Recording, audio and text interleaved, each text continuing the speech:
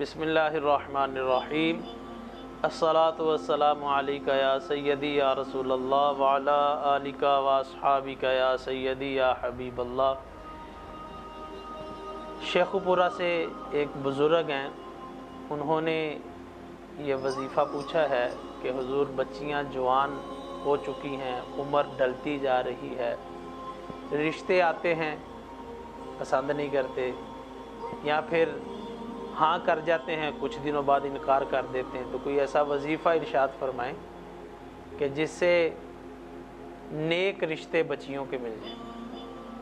اللہ اکبر، اللہ پاک آسانیاں فرمائے، معاون و مددگار پیدا فرمائے۔ یہ بالکل آزمائش والا معاملہ ہے۔ پہلے تو رشتے مل جائیں، جب پھر شادی ہوگی تو شادی کے بعد نصیب اچھے ہو جائیں، گھر کے اندر بس جائے، عزت مل جائے، گھر کے اندر جو ہے وہ سکون مل جائے۔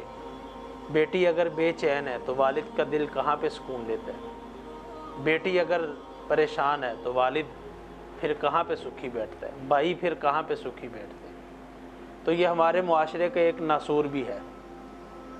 ہم یہ چاہتے ہیں کہ ہماری بیٹی جو ہے جہاں پہ شادی ہو کے جائے وہ بہت سکھی رہے، اس کو ہر طرح کا سکون اور سہولت ملے، لیکن میرے گھر میں جس کی بیٹی ہے یعنی میری بہو، اسے 24 گھنٹے کام بھی کرواؤ، اس کو آیا بھی بناؤ، اس سے کھانے بھی پکواؤ، اور اس کو تان و تشریح بھی کرو۔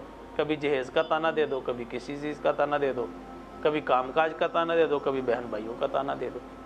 یہ آزمائش ہے، ہمارے معاشرے کا یہ ناسور ہے۔ علماء کو، خطباء کو اپنے ممبروں پر یہ بیان کرنا چاہیے، بہو کا مقام کیا ہے، ساس کا مقام کیا ہے، بیٹی کا مقام کیا ہے، بچے کا مقام کیا ہے، اللہ نے کس کو کیا عزت دی، کس کے اوپر کیا شرعی حکم لگایا، شوہر کے حقوق کیا ہیں، بیوی کے حقوق کیا ہیں، بہو کے حقوق کیا ہیں، ساس اور سسر کے حقوق کیا، یہ بیان کرنے چاہیے۔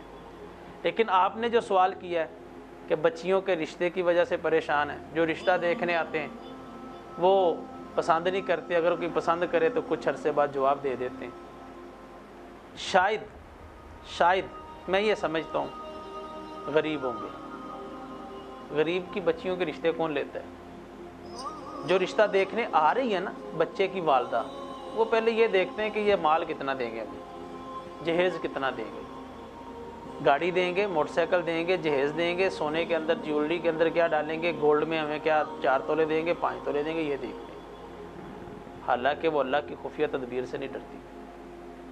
ہو سکتا ہے کہ یہ عورت کنگال ہو جائے، اس کی بیٹیوں کے رشتے کل کو نہ ہوں۔ غریب کی بیٹی سے شادی کریں، رشتہ کریں۔ جب آپ غریب کی بیٹی کو سہارا دیں گے، وہ پورا خاندان، پورا گھر آپ کی عزت کرے گا، آپ کے بچے کی عزت کرے گا، شوہر کی عزت ہوگی۔ اور اگر ہم امیروں کے گھروں میں جائیں گے نا تو پھر ہم بعض اوقات اعتراض کرتے ہو جی بہو تو ساڈی گل ہی نہیں مانتی، بہو تو ہمیں جوتے کی نوک پہ نہیں سمجھتی۔ تو بھائی وہ آپ کو جوتے کی نوک پہ کیوں سمجھے گی؟ آپ کی اوقات 1 لاکھ والی تھی، بہو آپ 10 لاکھ والی لے آئے۔ تو غریب کی بیٹی سے شادی کریں، جب آپ اس کو سہولیات دیں گے تو وہ آپ کی عزت کرے گی، ساس کی بھی عزت کرے گی، سسر کی بھی عزت کرے گی، شوہر کی بھی عزت کرے گی، بچوں کا بھی خیال رکھے گی، اور پورا گھر بھی سنبھالے گی۔ ہم نے معاشرے میں یہی دیکھا ہے، تجربہ یہی ہے جو ہم نے دیکھا ہے۔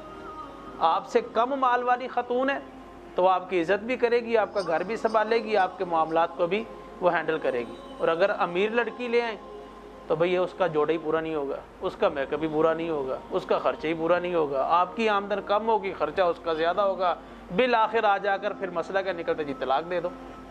تو المختصر آپ نے جو وظیفہ پوچھا ہے وہ وظیفہ میں عرض کرتا ہوں، توجہ سے سماعت فرما لیں۔ روزانہ سونے سے پہلے سرما، کوئی بھی سرما ہے آنکھوں میں لگانے والا، وہ بچیاں پاس رکھ لیں، اور وَزَيَّنَّاهَا لِلنَّاظِرِينَ، یہ قرآن پاک کے الفاظ ہیں، وَزَيَّنَّاهَا لِلنَّاظِرِينَ، یہ پڑھیں 11 مرتبہ، اول آخر درود شریف پڑھیں، اور پڑھ کر سرمے پر جو ہے وہ پھونک ماریں، اور سلائی جو ہے وہ دائیں اور بائیں آنکھ کے اندر 3 مرتبہ ڈال لیں۔ اللہ نے چاہا تو جلد نیک رشتہ جو ہے وہ مل جائے گا، صالح رشتہ مل جائے گا، اچھا رشتہ اللہ نے چاہا مل جائے گا۔ جس بچی کا رشتہ نہیں ہوتا وہ بچی یہ عمل کرے تو اللہ نے چاہا خوبصورت खूबसूरत मोहब्बत करने वाले शोहर का आदमी का इंशाअल्लाह रिश्ता मिलेगा।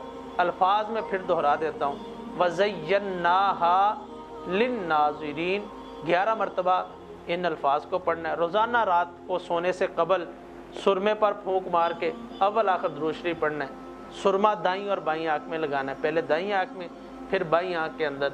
अल्लाह ने चाहा तो जल्द जो है वो नेक लड़के का रिश्ता आएगा और अच्छा सबब अल्लाह पाक पैदा फरमाएगा। मेरी दुआ है कि जितने वालिदैन अपनी बच्चियों के रिश्ते की वजह से परेशान हैं, अल्लाह पाक उनके लिए अच्छा सबब पैदा फरमाए। आमीन आमीन या रब्बल आलमीन।